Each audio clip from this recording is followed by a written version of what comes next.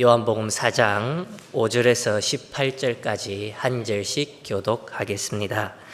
사마리아에 있는 수가라 하는 동네에 이르시니 야곱이 그의 아들 요셉에게 준 땅이 가깝고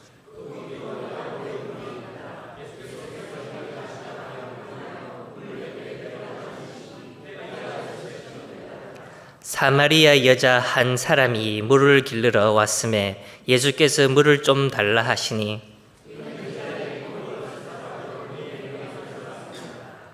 사마리아 여자가 이르되 당신은 유대인으로서 어찌하여 사마리아 여자인 나에게 물을 달라 하나이까 하니 이는 유대인이 사마리아인과 상종하지 아니함이러라.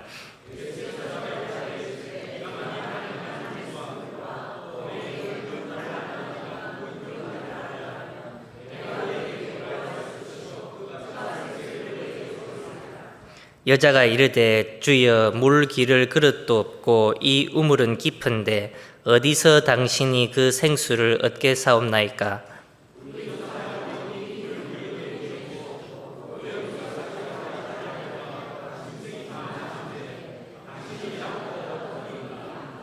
예수께서 대답하여 이르시되 이 물을 마시는 자마다 다시 목마르니와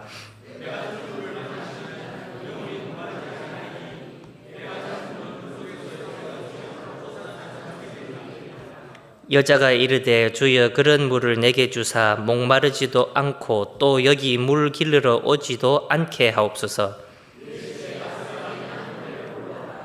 여자가 대답하여 이르되 나는 남편이 없나이다. 예수께서 이르시되 내가 남편이 없다 하는 말이 옳도다. 너에게 남편 5이 있었고 지금은 있는 자도 내 남편이 아니니 내 말이 참되도다.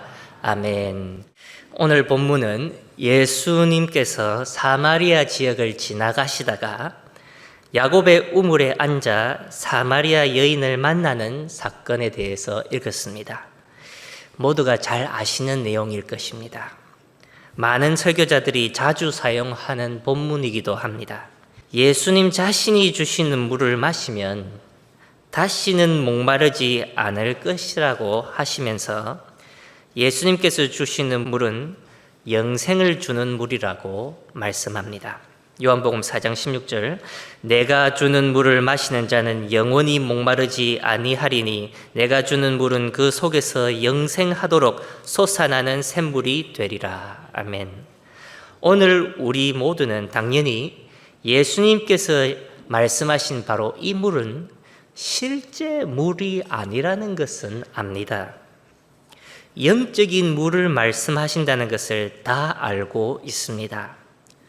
그런데 이것을 다 알고는 있으나 하나님으로부터 기대하는 복을 생각할 때에 아무도 영적인 복을 먼저 생각하지는 않는다는 것이 우리의 현실입니다. 하나님으로부터 복을 받아 누린다고 할 때에 우리는 가장 먼저 무엇을 떠올리게 됩니까? 물질과 명예와 건강의 복을 생각하지 않습니까? 복을 생각할 때에 우리는 우리의 생업과 관련된 것만 생각하지는 않습니까?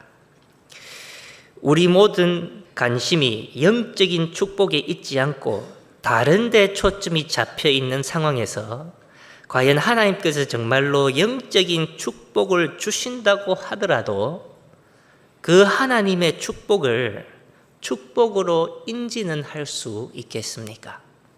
우리의 초점이 물질에 가 있는데 하나님께서 영적인 축복을 주시면 영적인 축복을 받았다는 인지를 하겠냐 이 뜻입니다.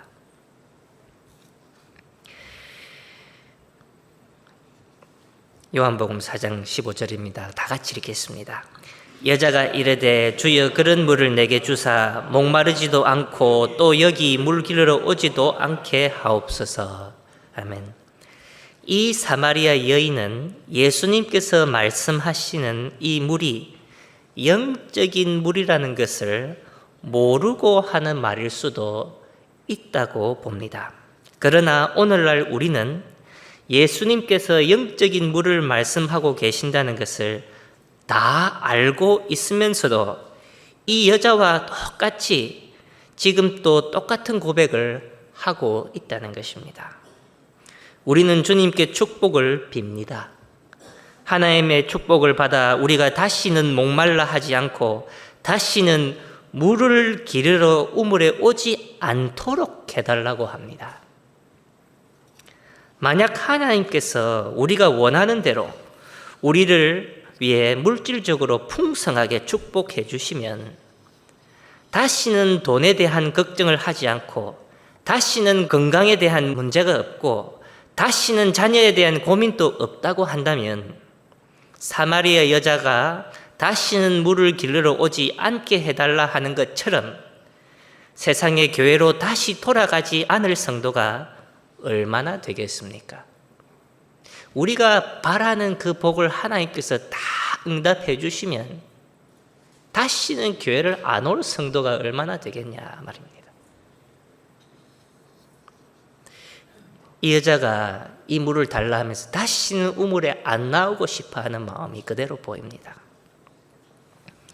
영적인 물을 공급해 주겠다고 하셨는데 여자는 전혀 영적으로 받아들이지 않았습니다.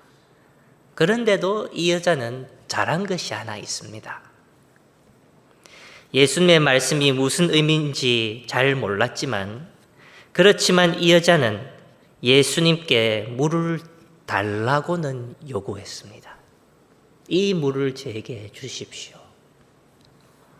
오늘 우리도 하나님의 말씀을 100% 이해하는 사람은 없습니다.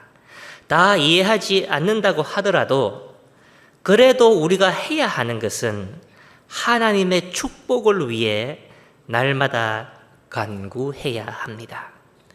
당연히 알면서 하는 것이 더 좋습니다.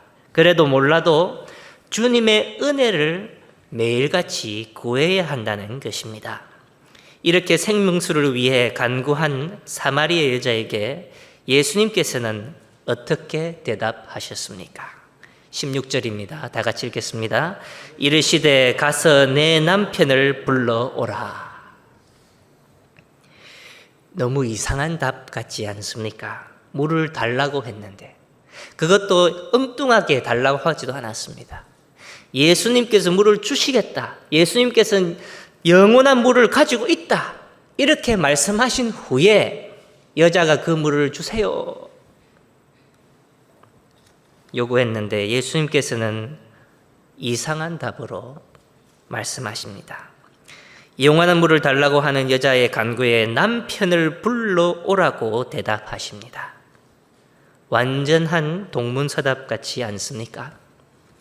물을 받는 것과 남편을 불러오는 것과 무슨 연관이 있습니까? 예수님께서 공급해 주실 영생수와 이 여자의 남편과 어떤 관련성이 있습니까? 오늘 설교 제목도 그러한데 왜 예수님께서 여자의 남편을 확인하시는지 이것이 오늘 설교의 핵심이 될 것입니다. 구약 성경을 보시면 몇 명의 여인들이 우물 앞에서 남자를 만나는 사건들이 있었습니다. 아브라함이 자신의 종을 보내 이삭을 위해 아내를 구해오라고 했을 때에 우물 앞에서 리브가를 만나게 됩니다. 리브가는 아브라함의 종과 10마리 낙타를 위해 물을 길러 옵니다. 그리고 야곱은 형 에서처럼 분장하여 축복을 가로챘을 때에 형의 분노를 피하여 바단 바람으로 도망쳤는데 그도 우물 곁에서 라헬을 만나게 됩니다. 모세도 똑같습니다. 그가 애굽을 떠나 미디안 광야로 나갔을 때에 미디안 제사장의 딸인 십보라를 우물 곁에서 만나게 됩니다. 과연 우물이 무엇이길래 이렇게 믿음의 남자와 믿음의 여자들이 반복해서 이 장소에서 만나는 것입니까? 창세기 24장 20절입니다. 급히 물동이에 물을 구유에 붓고 다시 기르려고 우물로 달려가서 모든 낙타를 위하여 깃는지라. 아멘. 낙타들이 마실 수 있도록 리브가는 급히 물을 구유에 부었습니다. 잠시만 1초만이라도 우리가 생각해 보면 성경에 구유라는 단어가 등장한다면 성도라고 한다면 가장 먼저 바로 머리에 떠오르는 장면이 있어야 합니다.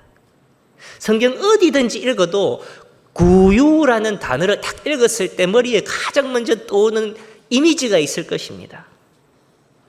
구유는 예수님께서 태어나 누이신 곳입니다. 이 장면만 기억한다면 구유에 물을 부었다는 구절을 읽었을 때 그 물이 예수님을 상징한다는 것을 바로 알 수 있습니다. 그러니 성경에서 등장하는 이 우물이 어떠한 곳입니까? 무엇을 상징합니까? 예수님을 만나는 장소를 상징한다는 것을 알 수 있습니다. 믿음의 여인 리브가는 사막을 건너온 갈급해하는 10마리 낙타들을 위해 물을 길러 구유에 부었습니다. 오늘 교회는 예수 그리스도의 신부라고 부릅니다.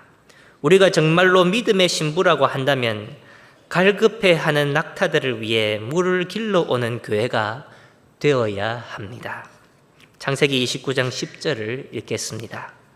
야곱이 그의 외삼촌 라반의 딸 라헬과 그의 외삼촌의 양을 보고 나아가 우물 아귀에서 돌을 옮기고 외삼촌 라반의 양떼에게 물을 먹이고. 아멘. 야곱의 때에 와서는 우물 아귀에 돌이 얹어져 있습니다. 우물은 예수님을 만나는 장소이고 예수님이 담겨져 있는 곳인데 돌이 그 위에 얹어져 있습니다. 신기한 것은 이번에 낙타가 아니라 양들이 등장합니다. 모두가 알다시피 양은 하나님의 백성을 바로 나타내는 동물입니다. 야곱이 라헬을 만나는 장면을 통해서 하나님의 백성을 상징하는 양들이 물을 마실 수 있는 유일한 방법은 돌이 옮겨져야 하는 조건이 있다는 것을 알게 됩니다. 돌이 옮겨지지 않으면 양들은 물을 마실 수가 없습니다. 무슨 의미고 어떤 장면을 상상하게 하는지 다 아시겠죠? 마가복음 16장 2절과 3절 같이 읽겠습니다. 안식 후 첫날 매우 일찍이 해 돋을 때에 그 무덤으로 가며 서로 말하되 누가 우리를 위하여 무덤 문에서 돌을 굴려 주리요 하더니. 아멘. 예수님의 무덤에 돌문이 막고 있었습니다. 돌이 옮겨져야 부활의 생명수가 하나님의 양들에게 공급될 수 있음을 보여주는 대목입니다. 성경에 이렇게 믿음의 남자와 여자가 우물 앞에서 만날 때에 교회의 모습을 보여주고 있습니다. 교회가 어떠한 곳입니까? 교회는 목말라 하는 낙타들이 물을 마실 수 있어야 하는 곳이고, 교회는 매주 부활의 날 주일날에 예배를 드리면서 우리의 마음을 막고 있는 그 무덤의 돌문들이 활짝 열리는 곳이 되어야 합니다. 그런데 모세의 때에 와서는 우물을 막는 것이 돌이 아니었습니다. 출애굽기 2장 16절 17절입니다. 같이 읽겠습니다. 미디안 제사장에게 7딸이 있더니 그들이 와서 물을 길러 구유에 채우고 그들의 아버지의 양떼에게 먹이려 하는데 목자들이 와서 그들을 쫓는지라. 모세가 일어나 그들을 도와 그 양떼에게 먹이니라. 아멘. 여기도 구유라는 단어가 등장하죠. 그리고 그냥 양떼가 아니라 아버지의 양떼입니다. 아버지의 양떼에게 물을 먹이려고 하는데 다른 사람들도 아니고 다른 상인들도 아니고 목자들이 와서 그들을 쫓아버립니다. 예수님의 무덤은 하나님의 능력으로 그 돌문이 열렸는데 오늘날 목자들이 하나님의 양떼를 쫓아버린다는 것입니다. 오늘 교회에서 성도가 떠나가는 일을 볼 때에 무엇 때문에 떠나가던가요? 다른 사람 때문에 떠나갑니다. 초신자들끼리 서로 싸우다가 떠나가던가요? 다 교회에 오래 다녔다고 하던 사람들이 새로 온 사람들을 쫓아버립니다.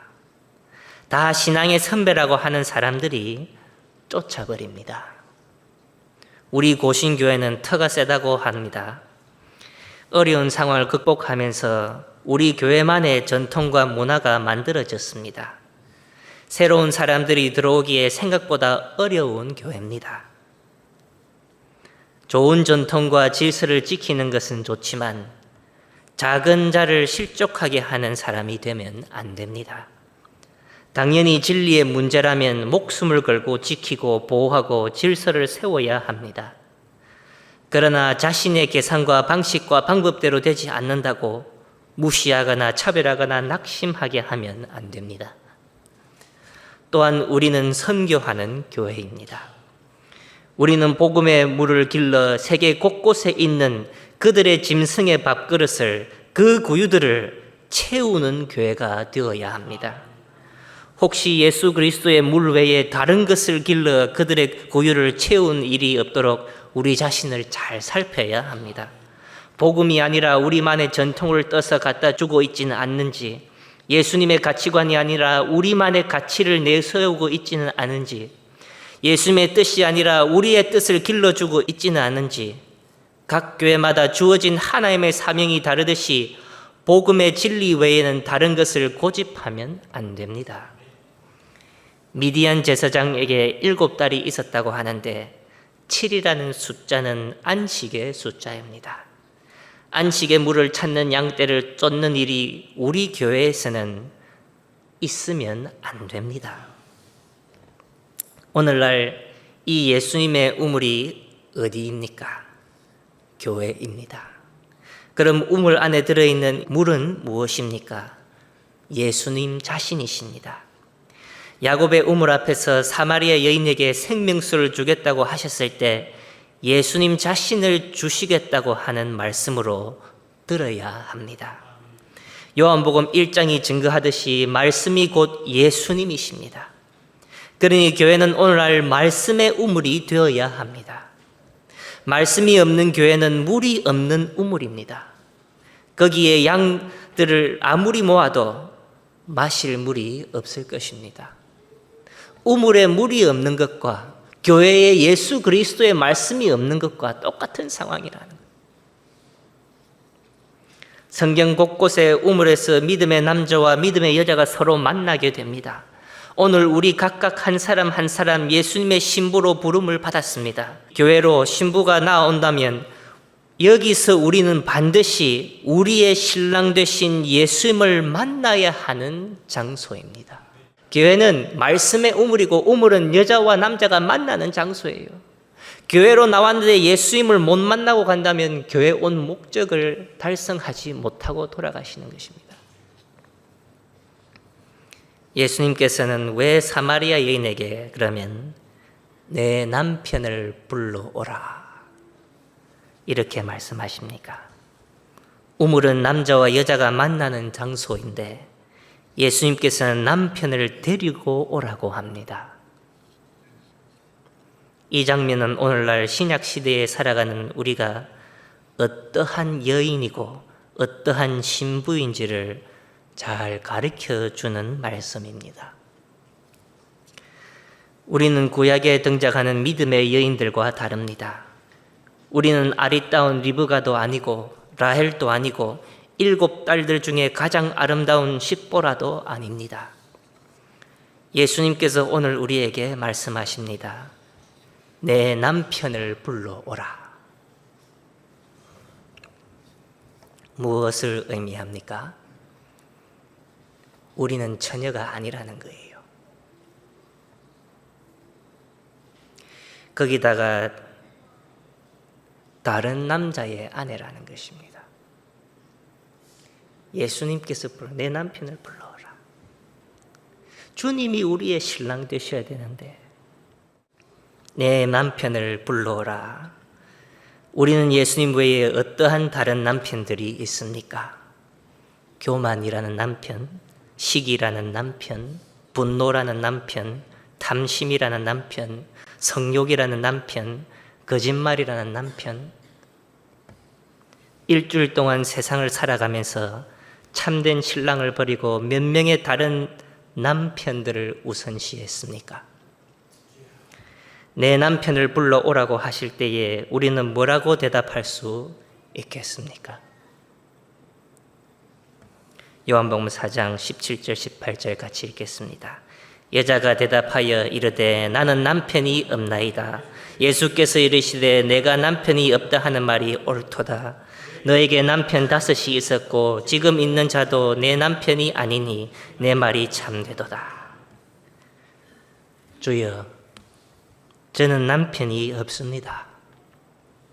부끄럽지만 우리는 이렇게 말할 수밖에 없습니다. 다 아시는 주님께서 그런데 내가 남편이 없다는 말이 옳도다라고 하십니다. 믿어주십니다. 우물은 남자와 여자가 만나는 곳입니다. 그런데 이미 남편이 있는 우리는 우물 앞에서 주님을 만나면 뭐합니까? 뻔뻔스러운 말이지만 주님, 저는 남편이 없습니다 라고 할 때에 주님께서는 우리의 말이 옳다고 하십니다. 사마리아 여인에게 5 남편이 있었고 지금 있는 남자도 내 남편이 아니다고 하시는데 이 여자는 6명의 남자가 있었습니다. 마치 일주일 동안 하루에 1명씩 다른 남편을 두고 사는 것 같지 않습니까? 주일만 주님이 우리의 남편이고 월요일에 다른 남편, 화요일에 다른 남편, 수요일에 다른 남편, 목요일, 금요일 다른 남편, 토요일은 유대인들의 안식일입니다. 그날 또 다른 남자. 매일 다른 남자를 만나다가 주일만 교회로 와서 주님을 남편이라고 생각하는 것입니다. 그런데 주님 앞에서 주여, 저는 남편이 없습니다. 그 말을 주님께서 믿어주십니다. 그러면서 우리를 다시 아내로 받아주시는 것입니다. 매일 다른 남자를 만나다가 주일만 주님을 남편이라고 하는 겁니다. 우물은 남자와 여자가 만나는 곳인데 이러한 우리를 만나기 위해 말씀의 우물인 교회에서 매주 이러한 우리를 만나기 위해 매일 다른 남편이 있는 우리를 만나기 위해 매주 주님께서는 말씀의 우물인 교회에서 우리를 기다리십니다.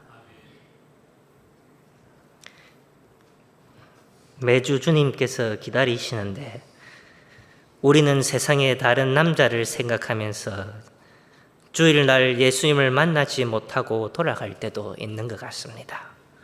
우리 마음에 다른 생각, 하나님 외에 다른 것들로 가득 있습니다. 말씀이 귀에 들어오지도 않습니다.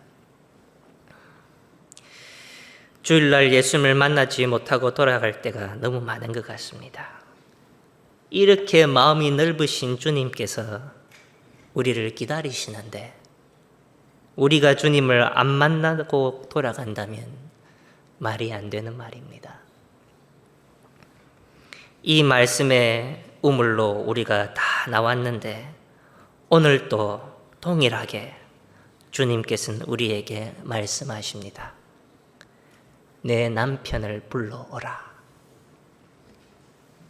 뻔뻔스러워도 우리는 다른 남편이 없다고 말할 수밖에 없습니다. 우리 고신교회는 주님 앞에 다른 남편이 없습니다 라고 말할 때에 그 말이 거짓이 아니라 언젠가는 진실의 고백이 되기를 소망합니다. 정말로 주일만 주님을 신랑으로 모시는 것이 아니라 월요일, 화요일, 수요일, 일주일 내내 7일 동안 매일 주님만 남편으로 모시는 우리 고신교회 성도들이 다 되시기를 주님의 이름으로 소망합니다.